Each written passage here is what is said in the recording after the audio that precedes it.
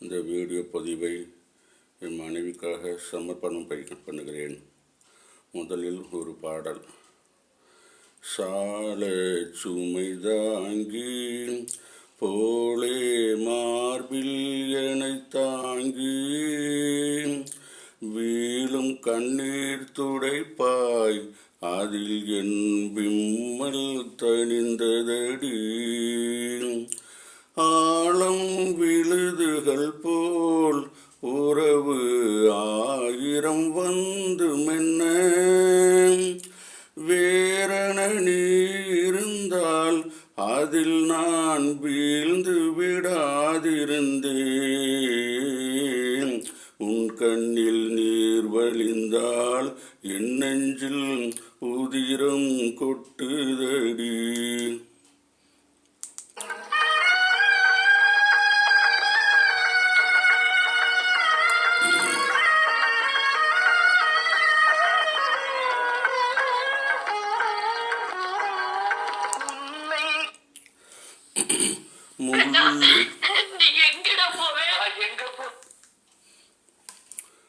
முள்ளில் படுக்கையிட்டு இமையை மூடவிடாதிருக்கும்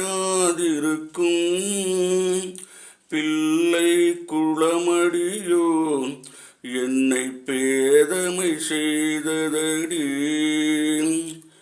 பேருக்கு பிள்ளை உண்டு, பேசும் பேச்சுக்கு சொந்தம் உண்டு.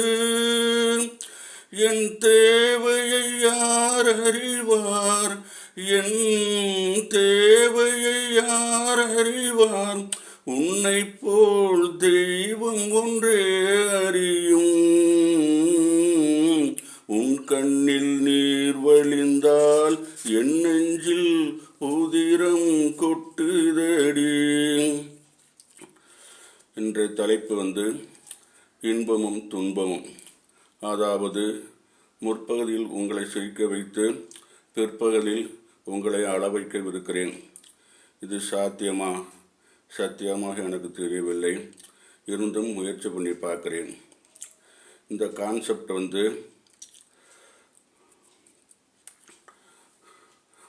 முழுக்க அடியன் கற்பனையில் வந்தது. இதில் என்னுடன் இருக்கிற இன்னொருவரும் கூட வந்திருக்கிறார். அவர்தான் என் மனசாட்சி.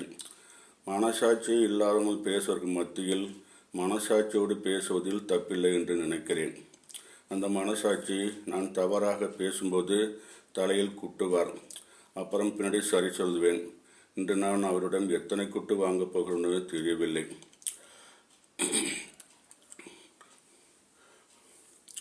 நான் பெரிய காமெடி கிங்கு கிடையாது, கிங் ஆஃப் காமெடியும் கிடையாது. ஏப்பா குட்டுறா, இல்லை ரெண்டும் ஒன்று தாண்டா. Comedy king, king of comedy ரெண்டும் ஒன்று தாண்டா. சரி கான்செப்டை வரதுக்கு முன்னாடி எங்கள் ஊரை பற்றி, ஊரின் பெருமை பற்றி ஒரு சில வார்த்தைகள் சொல்லிவிடுகிறேன். டால்மியாபுரம். கோடையில் ஊரெங்கும் நாடெங்கும் தண்ணீர் பஞ்சம். ஆனால் டால்மியாபுரத்தில் மட்டும் தண்ணீர் பஞ்சமே இல்லை. இங்கு குடியிருப்பின் பெயர்களோ Ganga avenue, Kaveri avenue, Bhavani avenue, Brahmaputra avenue, Bhavani avenue. நெஞ்சம் நிறைந்திருக்கும் இங்கு தண்ணீர் பஞ்சம் எப்படி வரும்? அடுத்து எனது தந்தை திரு ராஜேந்திரன் அவர்கள் டோக்கன் நம்பர் 500. இந்த தொழிற்சாலை தான், இந்த சிமெண்ட் தொழிற்சாலை தான் 35 வருட காலம் வேலை செய்து ஓய்வு பெற்றவர். இங்கு நானும் கூட ஒரு 5 வருட காலம் வேலை செய்து ஓய்வு பெற்றேன். இந்த தொழிற்சாலை டால்மியா சிமெண்ட் தொழிற்சாலையில் தான் உலக புகழ்பெற்ற டால்மியா சிமெண்ட் தயாரிக்கப்படுகிறது. அதாவது world quality of Dalmia cement. டால்மியாபுரத்து பேசும்போது கவிதை சொன்னேன் டால்மியாபுரம் பற்றி. ஆனால் சிமெண்ட்டை பற்றி கவிதையோ கட்டுரை எழுத தோணும்போது எனக்கு எந்த குழுவும் கிடைக்கவில்லை. அப்போதுதான் திருச்சி ஸ்ரீரங்கத்தில் இருக்கிற ராஜகோபுரம் கட்டப்படுவதாக கேள்விப்பட்டேன். அந்த கோபுரத்திற்கு யாரோ எவ்வளவோ நிதி கொடுத்தார்கள். இசையமைப்பாளர் இசைஞானி இளையராஜா கூட தான் இசை நிகழ்ச்சி நடத்தி அந்த இசை நிகழ்ச்சி படம் முழுவதையும் கொடுத்தார்கள். அவ்வளோ இதற்கு நமது டால்மியா சிமெண்ட் நிறுவனத்திலிருந்து 500 மூட்டை சிமெண்ட் கொடுத்தார்கள். சரி, 500 மூட்டை கொடுத்தார்களே, ஒரு மூட்டை ஒரு 2 மூட்டை இல்லை, 500 மூட்டை கொடுத்துருக்காங்க. இதை வச்சு கவிதை கட்டுரை எழுத முடியுமா என்று யோசித்த போது தான் அந்த கட்டுரை பிறந்தது. ஸ்ரீரங்க ராஜகோபுரம் வானலாக உயர்ந்து நிற்கிறது என்றால் அங்கு உயர்ந்து நிற்பது ராஜகோபுரம் மட்டுமல்ல, அங்குதான் டால்மியா சிமெண்டின் தரமும் உறுதியும் உழைப்பும் உயர்ந்திருக்கிறது. இது யாராலும் மறக்க முடியாத, மறைக்க முடியாத, மறுக்க முடியாத உண்மை. இதற்கு அந்த ஸ்ரீரங்கத்தில் வீற்றிருக்கும் ஸ்ரீரங்கநாதரே சாட்சி. அதுக்கப்புறம் என்னை பற்றி ஒரு சில வரைக்கும் மட்டும் சொல்லிவிடுறேன் ப்ளீஸ். அதாவது ஒரே ஆள் 4 செல்லு யூஸ் பண்ணுறது உலகத்திலே நானாக தான் இருக்கும்.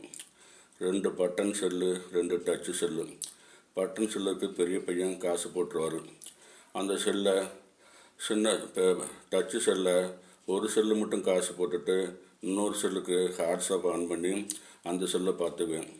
என் மனைவிக்கு அப்புறம் அந்த செல்லை நான் தான் யூஸ் பண்ணுறேன். அதில் கேம் ஏதாவது பார்த்துக்குவேன். சொந்தக்காரங்க முகவரி போதால் இருக்குது. நைட் லேம்பாக யூஸ் பண்ணிக்குவேன். இன்னொரு செல்லு வியாபாரத்துக்கு எடுத்து போகும்போது அந்த செல்லை கூட கொண்டு போயிடுவேன். 3வது அந்த ஹாட்ஸ்பாட்டை ஆன் பண்ணி அதில் பாட்டு, சீரியல், படம்னு ஏதாவது பார்த்துக்கிட்டே இருப்பேன். இது ஒரு விசித்திரமான குணம். 2வது எனக்கும் எங்கள் அப்பாவுக்கும், அப்பா தம்பி முட்டுற ஏண்டா எவ்வளோ தான் இழுப்ப சீக்கிரம் சொல்கிறா, உனக்கு உங்கள் அப்பாவுக்கும் உங்கள்